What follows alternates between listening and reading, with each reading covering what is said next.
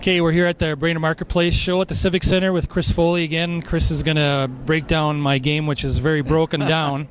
Just want to, give me maybe a little tip on maybe, first of all, setup. Maybe let's start there. We're just going to kind of go through a few things and, how proper way to, get set up and then maybe do the grip kind of thing. Kind of 4 areas of setup. It's how we hold the golf club or our grip, how we get in a good posture, where we place the golf ball, and where we align the golf ball in relationship to our target line and our body. So, so really the kind of the foundation of it all is the grip, because the grip has the biggest influence on the club face, and if where the club face is at impact is going to determine the starting direction of the golf ball. So that's kind of where it all starts, and we want to get the hands just in a neutral position on the handle of the golf club. When you put your hands on there, what do you suggest? What's the best way to just put your hands on the club?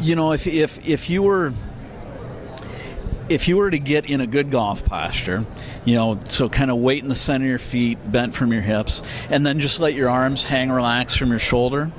So for a right-handed player, that hanging position with the left arm is where we want to put our left hand on the handle of the club. So if we put it in the same manner that's hanging and then match the right hand up to that, that's a pretty neutral position, and that without doing a lot of manipulating, that's where we can come back into impact. Aiming at your body at your target.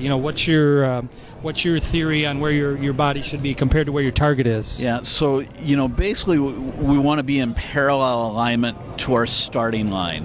One of the mistakes I see people make is they see the target and they line up their body parallel to either right at the target or parallel to their target. Well, that really depends which way you curve the golf ball.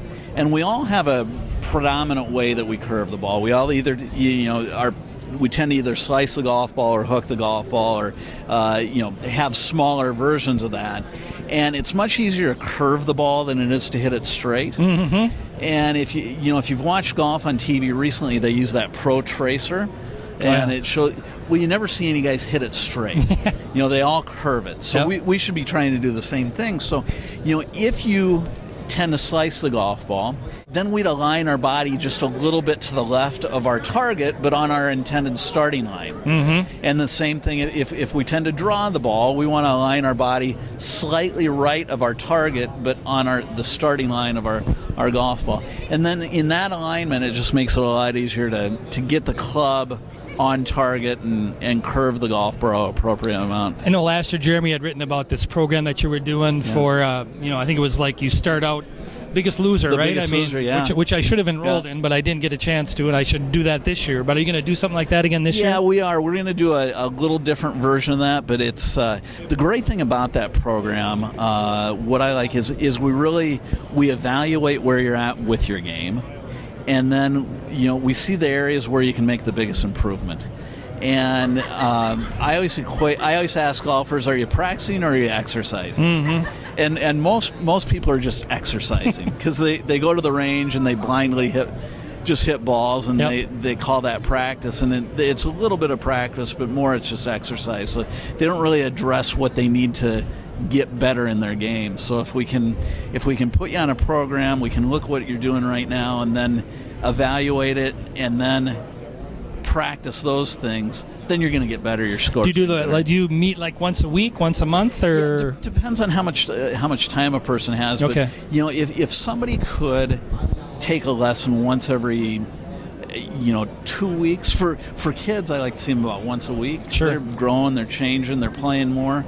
But for an adult, if we can meet once every 2 to 3 weeks and you can get some practice sessions in between, you're gonna get better. So we'll can still see you at Cragun's, right? Yep, this year again absolutely. For the third year now or second This year? will be season number 3. Season number 3 already. So, well, we want to thank Chris for coming by. Just need to figure out how to play this game now, I guess, after those great tips. So, thanks for coming. Thanks, Mike. Appreciate it. Always appreciate your help.